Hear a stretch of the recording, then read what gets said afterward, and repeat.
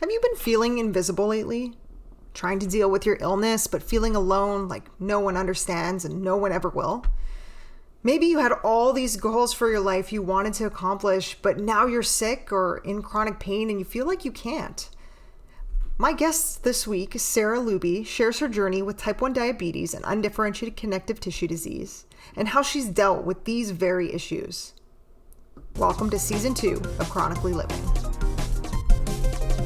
I'm Kelsey Harris, a chronic illness warrior and a psychotherapist in training.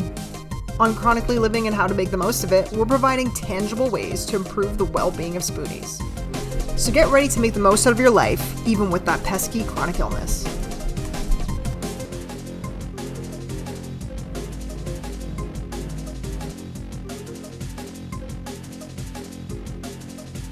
My name is Sarah Luby. I'm from Winnipeg, Manitoba, Canada. I am a performer in film, television, theater, and I'm also somebody who identifies with invisible disabilities. So I've had type 1 diabetes since I was age 11 and undifferentiated connective tissue disease since I was 17. And I recently became an ambassador for the Invisible Disabilities Association to hopefully raise awareness and education on the topic. Sarah and I never met before this podcast recording. We just had a quick chat online, but we were actually connected through our dads. It's interesting because we're both from Winnipeg and we both have differentiated connective tissue disease. I know, it's crazy. Small world. And then we were just talking before we hit record that like our dads golfed together and that's how we connected. I know. It's crazy. You know, I don't actually know many people with undifferentiated connective tissue disease. So this is kind of cool for me. Yeah, it's same here. I interviewed one person with UCTD as well, who's from Toronto, but she was the only other person that really I connected with in this way. So it's interesting. Yeah, it's also such a mouthful to say each time I'm like, undifferentiated. Yeah, I was just thankful it came out this time.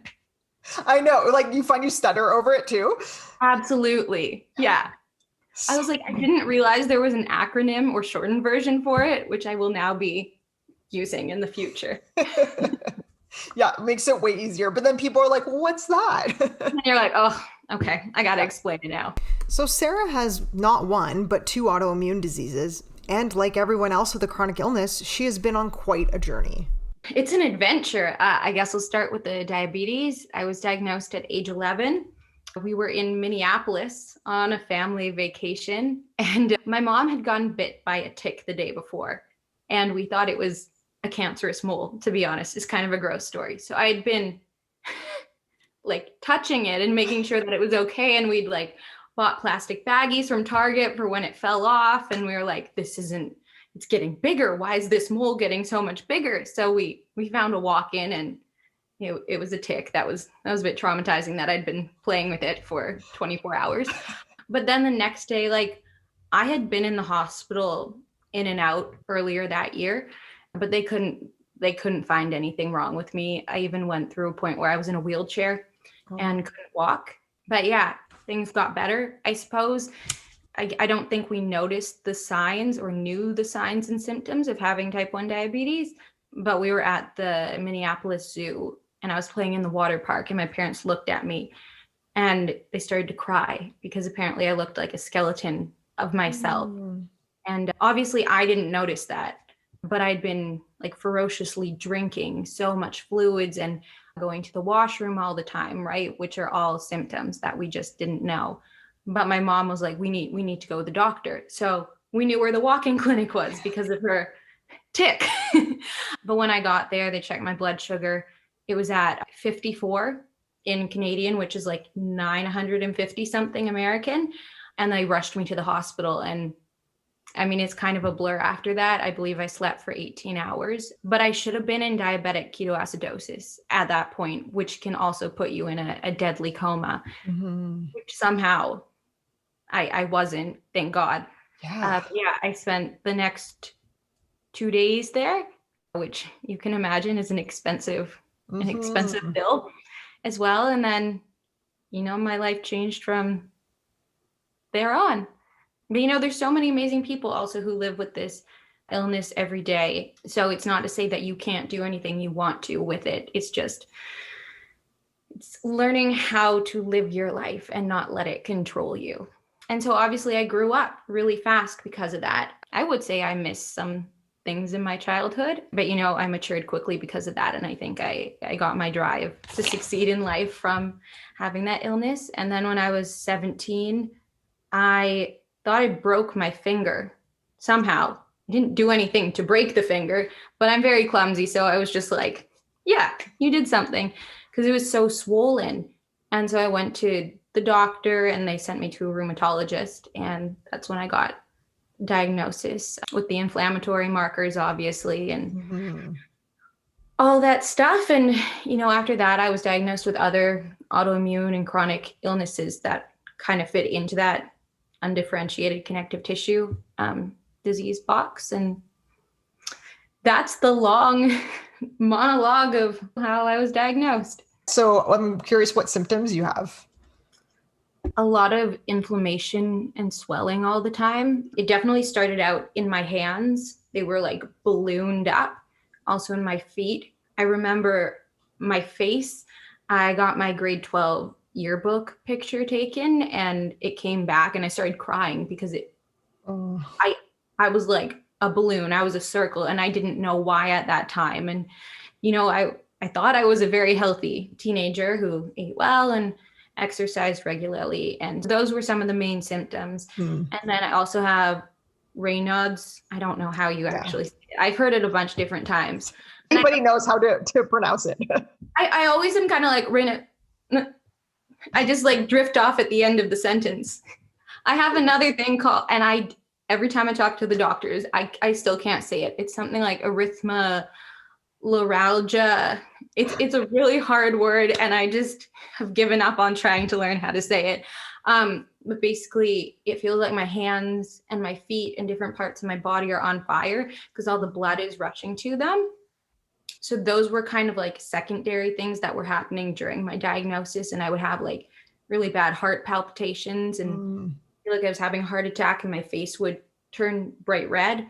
And, at the time you're like, what is going on with me? Right. They were all connected, but that's kind of my experience with it. And now I'm on my myriad of medications, but there's obviously still pain every day. I don't know about you. It doesn't go away for me. Yeah, same. I have pain every day. That's like pain is my main symptom. UCTD is so interesting because everyone's experiences with it are so different. Sarah's symptoms seem to be more severe than mine, and mine were more severe than last season's guest Danielle. And then, of course, there are all the reasons not to Google your symptoms before or after a diagnosis. For me, this is always an important lesson, but if you're anything like me, then I feel like it's one we just learn over and over because I have many times Googled symptoms after I've told myself not to. He told me I was sitting between lupus and rheumatoid. I remember because I was 17, I Googled lupus and I lost it because obviously you read all the worst possible outcomes, right? And I think one of the big things is for the longest time, I couldn't tell which symptom was which, whether it was coming from my diabetes or whether it was coming from my undifferentiated connective tissue disease. Because with diabetes, you very much have to rely on what your body is feeling. And my body was feeling so many different things that it got to the point where I just couldn't tell what it was. And that was causing me a certain amount of anxiety. Right. After this short break, we'll be back to talk about something that might resonate with many of you: the experience of having an invisible illness.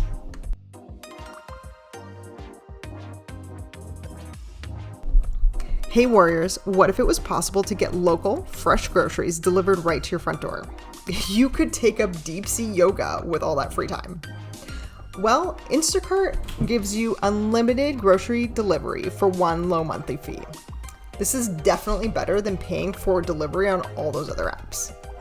Forget that one ingredient you needed to make that super healthy smoothie. Instacart can deliver to your front door in as little as an hour. You can shop multiple stores, getting all your favorites on a single order. Instacart even highlights deals so that you can save money.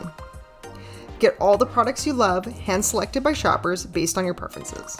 They'll pick the freshest produce, and they'll keep your eggs safe too. find everything you usually buy, and get smart suggestions on new items. To get free delivery on your first order over $35, follow the link in the show notes to let Instacart know that we sent you and help support the show. With Instacart, you'll never step foot in a grocery store again.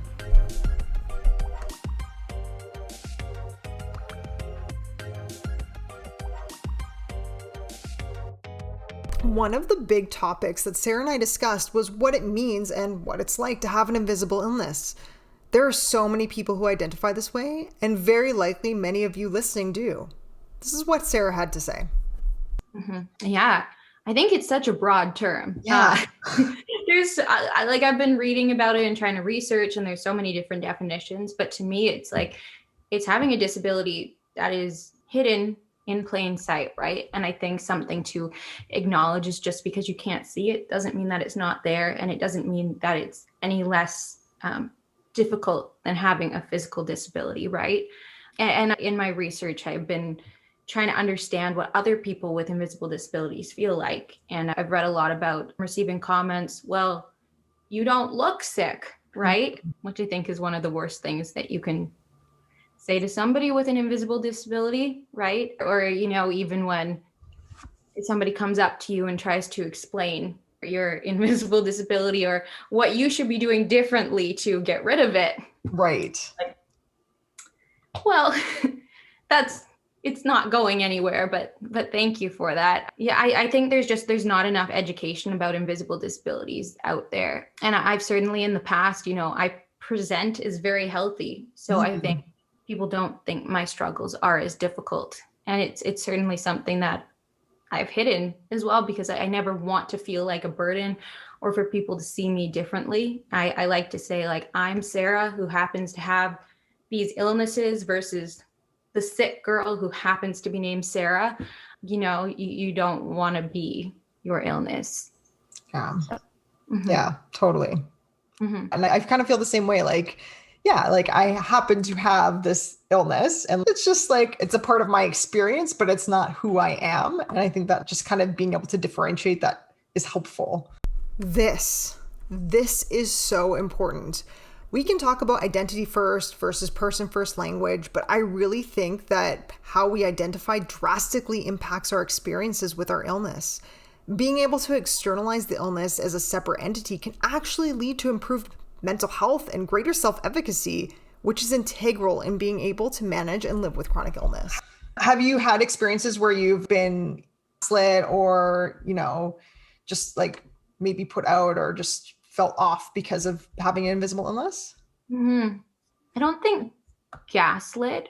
When I have told people about my invisible disabilities, I think I've chosen carefully who I tell, and they've always been very, very accepting, but it also is to a point. You don't truly understand it unless you're living with it, right?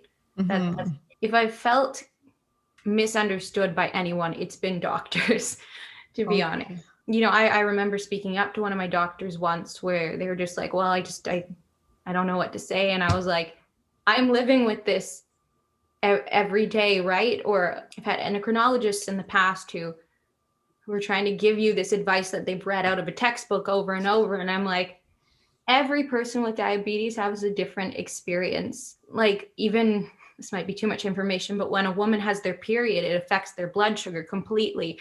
So you have to take into consideration those things. And I think unless you have that lived experience, you will never fully understand how to speak to someone with that disability. And that's something I've struggled with when they make you feel bad. They make you feel guilty for just trying to stay alive.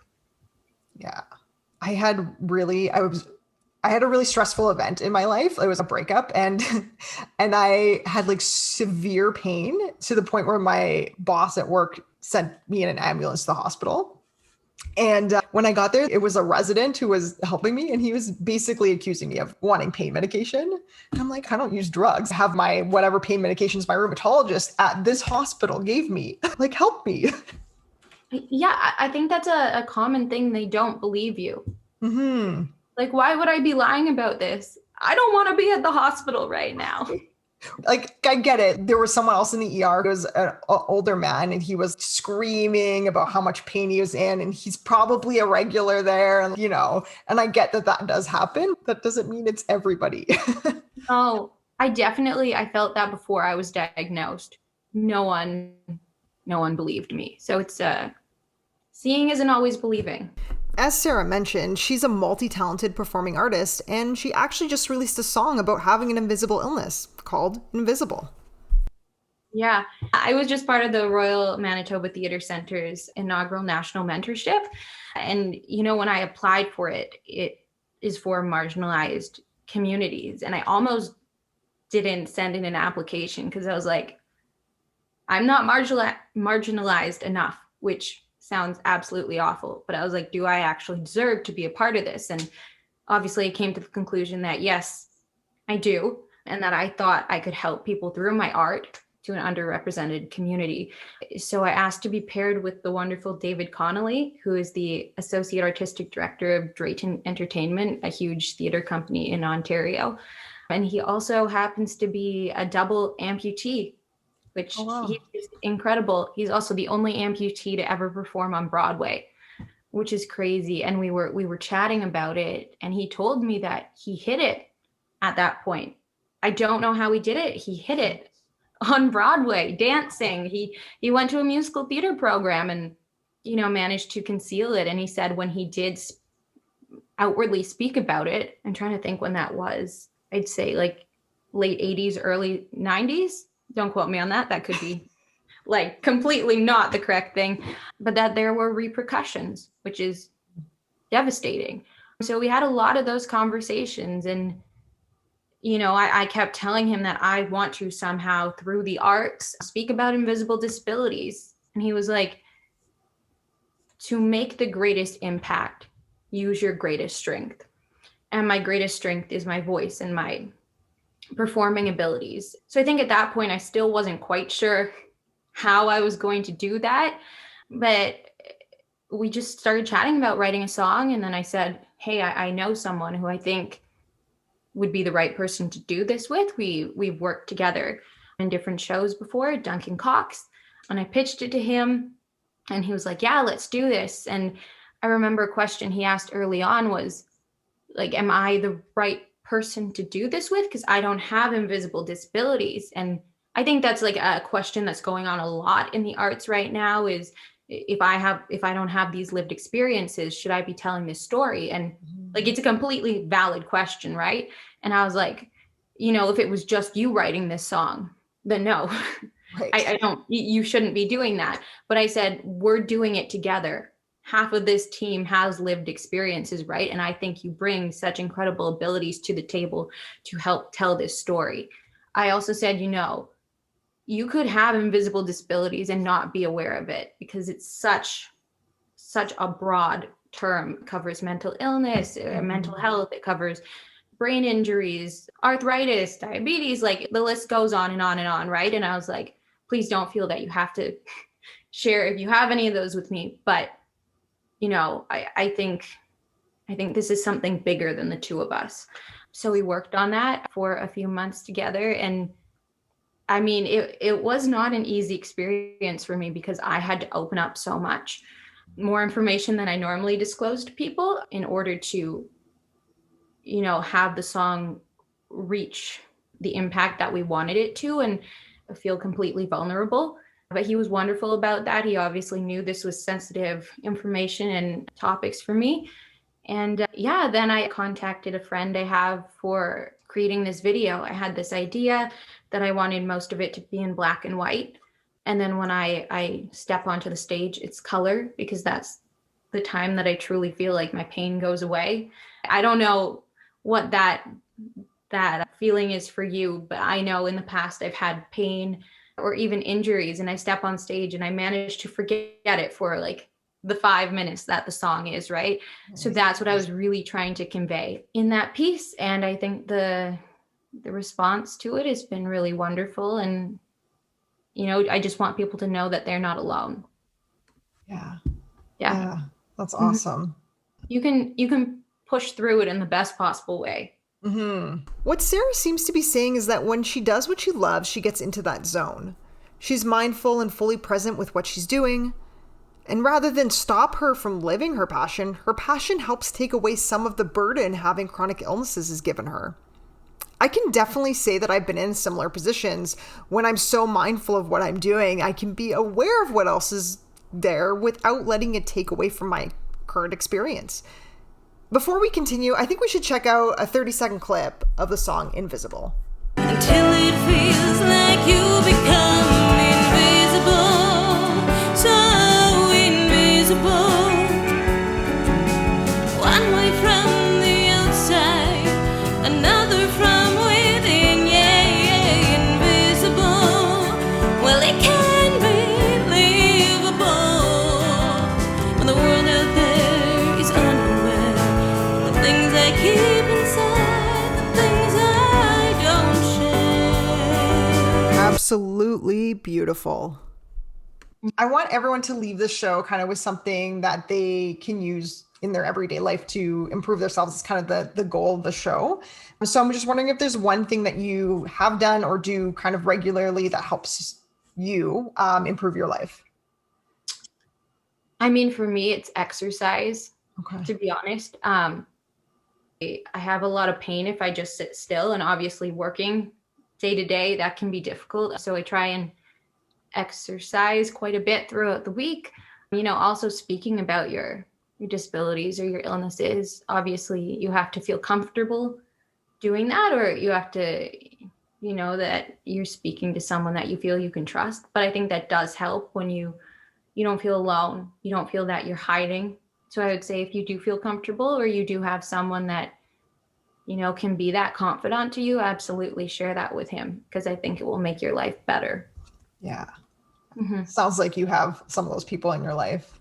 I do. I have a wonderful support team. And then I'm wondering, for exercise, is there anything specific that you do? Oh, it's been strange with the lockdown. It's a lot of workouts at home. I've always found dance to be very good for my body. Like, I was a competitive dancer growing up. So I find that really loosens up my body. I do run quite a bit. Wouldn't say that helps in terms of pain, but it makes me feel good still. Like, just moving my body makes me a happier person. And stretching to me is huge. I would say actually that's the biggest. Having flexibility for me has kind of saved my life. So. Yeah. You know what? Honestly, I have really been into stretching the last 6 months or so, and it's the best thing ever. Isn't it? Even like when you're bending over, like it hurts less, or it's just easier to pick up your dog. Yeah, exactly. Or like I do like yin yoga because it's all just like that really slow stretching type thing. Yeah. Oh, I love it. Yeah. Yeah. It's so good. It makes you feel so free. You can release your body for once. Just recapping what's helped Sarah. So first, exercise, just getting that body going. Second, talking to someone or having a support system, which ultimately could be a friend or a family member, a support group, or a therapist. And 3, stretching, just having some mindful movement throughout the day. Mm-hmm. So I am going to ask you some lightning round questions. So what would be the top 5 songs that describe your life? Oh, this is like the hardest question. Let me think. I would say Don't Stop Me Now by Queen. It's like never give up, even with your challenges. I'm obsessed with the musical Jagged Little Pill. Like, I've been listening to it for the last 6 months on repeat. So I would say the song Perfect or that I Would Be Good. The lyrics are absolutely incredible in them. I'm trying to think. I mean, I'm Still Standing by Elton John is kind of along the same theme of the Queen one, but I'm a 70s gal if you're not getting that yet. Amazing.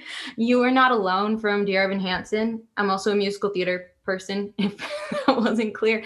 And then I think Honesty by Billy Joel, because I think it spreads a message of kindness. And, I wish there was more honesty in this world, because I think it makes it a better place and it makes it a more understanding place. So those would be the songs, I guess. I'm definitely missing some. But I know asking for 5 songs is like really hard. So I appreciate that you came up with 5. I also love 70s music, so that's funny. Yeah, it's interesting. It's the best era, in my opinion. Yeah. So my neighbors were playing Fleetwood Mac last night, and I could hear it, and I was like, "This is great! Like, I don't even have to turn on my music." Oh, right. Well, the lyrics were also the best then. Like they told a story. They weren't just like, I don't want to say anything inappropriate, but so many lyrics are just, yeah, I'll leave it at that. But it's not art. Okay, next question. What's one thing you can't go a day without doing? Singing in some capacity. I mean, that's the most obvious thing to say. I mean, also hanging out with my dog. What's one thing you plan on doing in your life, even with your illness? Oh, that's interesting, because I don't think I've really ever felt like my illness would stop me in any aspect. I'm pretty damn stubborn. But, pursue my career in the performing arts. I plan to be on Broadway one day, and it's not gonna hold me back. So that's amazing. Yeah. It sounds like you're on your way there. I mean, I don't know about that, but thank you. I hope so. Describe your perfect day. Oh, that's hard.